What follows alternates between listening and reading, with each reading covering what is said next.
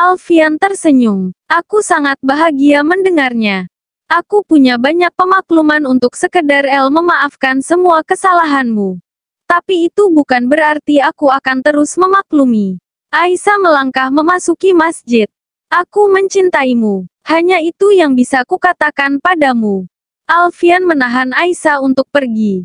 Aisyah menghentikan langkahnya. Aku tidak peduli apa alasanmu mau mempertahankan aku. Entah karena cinta atau terpaksa, yang paling penting aku tahu jika kini kita akan selalu bersama karena aku akan lebih mempertahankan dirimu di sisiku. Dengan cintaku, lanjut Alfian lagi. Aisyah tak menjawab. Dia kembali melangkah memasuki masjid. Dengan mata berbinar, Alfian terus menatap Aisyah. Hatinya berbunga-bunga. Kini dia tahu jika mereka akan selalu bersama. Tengah malam, Aisyah melihat suaminya telah tidur lelap di sofa. Begitu juga dengan kakaknya. Sementara dirinya yang tidak bisa tidur, terus berada di samping sang ayahanda. Aisyah memegang tangan Abah dengan sesekali menciumi serta terus mendoakan kesembuhannya. Selain karena penyakitnya, Aisyah tahu jika sebenarnya permasalahan Kak Siti yang membuat kesehatan Abah semakin memburuk. Dia melihat kesedihan dan kekecewaan yang mendalam di mata Abah waktu itu. Waktu di mana kakaknya menangis mengutarakan keputusannya untuk berpisah. Aisyah tahu jika Abah kecewa. Kecewa pada dirinya sendiri yang telah salah memilihkan jodoh untuk putrinya. Sedih karena berkatnya pula sang putri mendapatkan rasa sakit yang bertubi dari lelaki pilihannya. Aisyah lalu melirik suaminya. Seandainya Abah tahu jika nasib pernikahannya juga hampir saja sama dengan sang kakak. Entah betapa akan lebih sakit dan kecewanya ayahnya ini. Tapi syukurnya itu tidak terjadi. Aisyah menatap lekat wajah suaminya. Abah, semoga lelaki pilihanmu ini memang yang terbaik untukku. Aku tahu jika untukku Abah tak akan salah memilih. Semoga bahunya sekuat bahumu hingga mampu menjadi tempatku bersandar.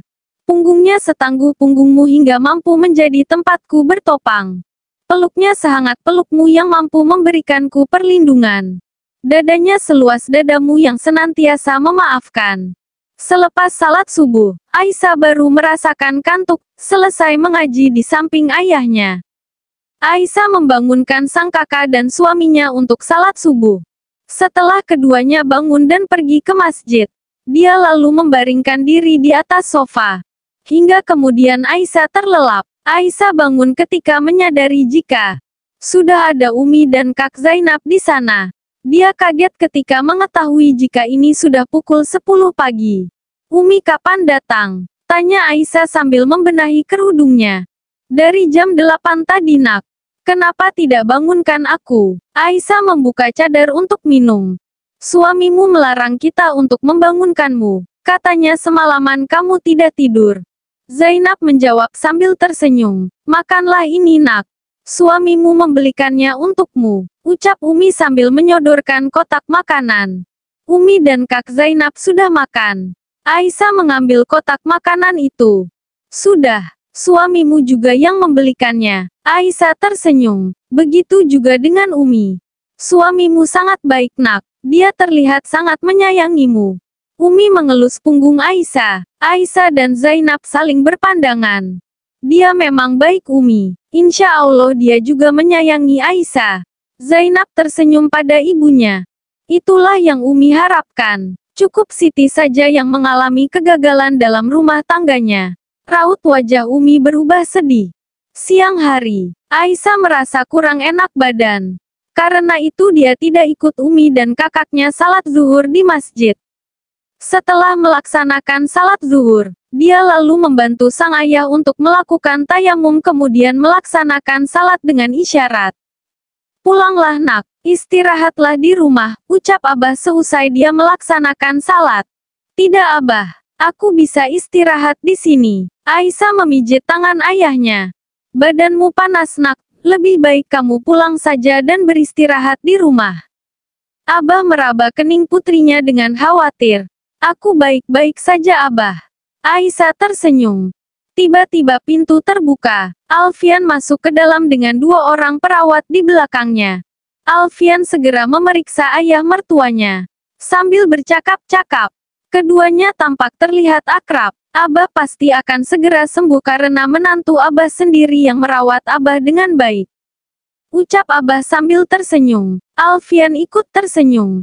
Dia lalu melihat istrinya yang sedari tadi terdiam. Bawa istrimu pulang, sepertinya dia sedang tidak enak badan. Alfian kaget. Dia lalu menghampiri lebih dekat istrinya. Kamu kenapa? Tanya Alfian dengan khawatir. Bukannya menjawab, Aisyah malah berlari menuju toilet dengan terburu-buru. Dia muntah-muntah. Alfian terlihat sangat khawatir. Berdiri di depan pintu menunggu istrinya di sana. Begitu juga dengan Abah. Bapak tidak usah khawatir karena sebentar lagi Bapak akan segera punya cucu. Ucap salah seorang perawat di sana sambil tersenyum. Abah langsung tersenyum bahagia. Lain halnya dengan Alfian dan Aisyah yang baru saja keluar dari toilet. Wah, selamat ya Pak Dokter, sebentar lagi jadi ayah. Dua orang perawat itu menghampiri keduanya memberi selamat. Alfian hanya bengong menerima ucapan selamat, berbeda dengan Aisyah yang mengerutkan keningnya. Jadi ayah? Tanya Aisyah heran. Iya, Anda sedang hamil kan? Tanya salah seorang perawat sambil tersenyum. Hamil. Aisyah terbelalak sambil melihat Alfian di sampingnya. Kedua perawat keluar ruangan sambil cekikikan. Kenapa mereka mengira aku hamil?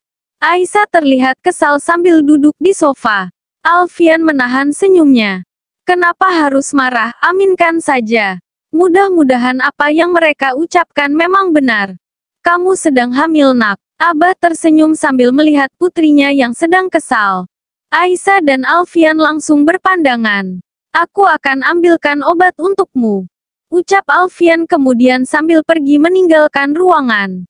Alfian kaget ketika beberapa orang dokter dan perawat datang menghampirinya mengucapkan selamat. Rupanya berita istrinya hamil telah tersebar akibat ulah dari kedua orang perawat tadi tentunya. Alfian hanya tersenyum dan mengucapkan terima kasih. Dia tak ingin banyak bicara apalagi menjelaskan jika sebenarnya istrinya hanya sedang sakit biasa saja. Namun ada sesosok wanita yang melihat dari kejauhan dengan sangat marah. Wajahnya memerah menahan amarah mendengar jika mantan kekasihnya itu akan menjadi ayah. Kurang ajar kalian berdua, bersenang-senang di atas penderitaanku.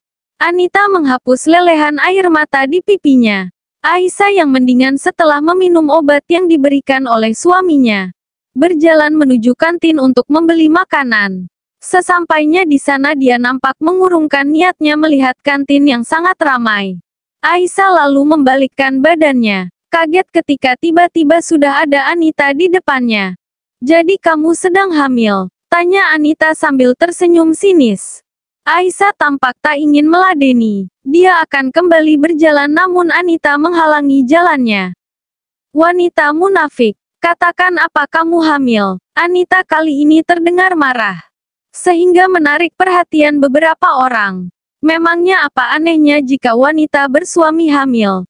Jawab Aisyah santai.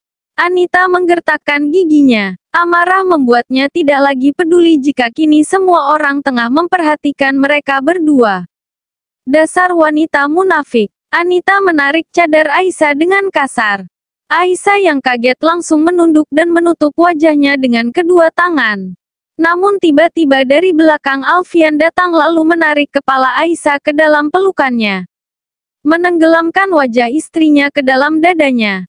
Aisyah yang hampir menangis, merasa lega. Kedua tangannya yang tadi menutupi wajahnya kini telah bertengger di pinggang suaminya. Anita yang kini memegang cadar Aisyah tampak kaget dengan kedatangan Alfian yang tiba-tiba. Mata Alfian memerah. Wajahnya tampak sangat marah. Dengan satu tangan yang masih memegang kepala istrinya, Alfian memelototi Anita di depannya.